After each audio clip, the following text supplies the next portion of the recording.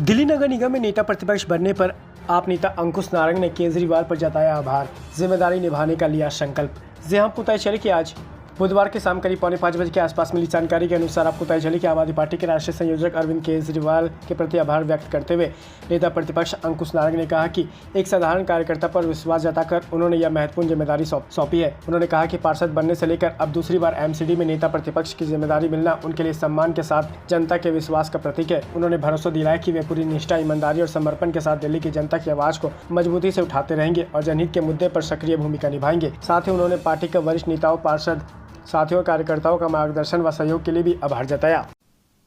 मैं जाति जनगणना की बात करता हूं और जब मैं जाति जनगणना की बात करता हूं, आरएसएस के लोग, मोदी जी, बीजेपी के लोग मेरे ऊपर आक्रमण करते हैं। मगर जाति जनगणना का क्या मतलब है? पूरा देश जानता है कि इस देश में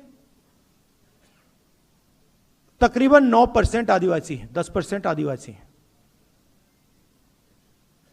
देश जानता है 15% दलित हैं, 50% पिछड़ा वर्ग है, 15% माइनॉरिटी कह लो। आपने प्राइवेटाइजेशन शब्द यूज किया। आपने कहा कि school, college, university, public sector privatise हो जाता है। ये गलत शब्द है। प्राइवेटाइजेशन से लग रहा है कि जब ये प्राइवेटाइजेशन होता है ये सबको जाता है।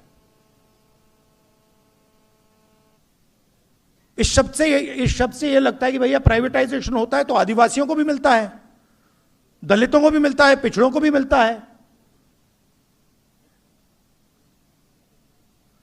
नहीं, प्राइवेटाइजेशन का मतलब चुने हुए 5-7% लोगों को मिलता है। पहले पब्लिक सेक्टर हुआ करता था,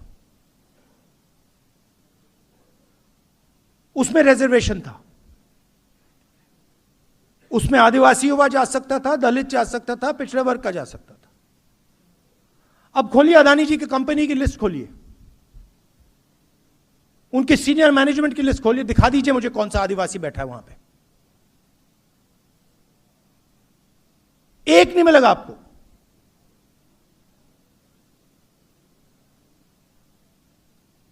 बड़े बड़े ब्यूरोक्रेट्स की लिस्ट निकाल दीजिए,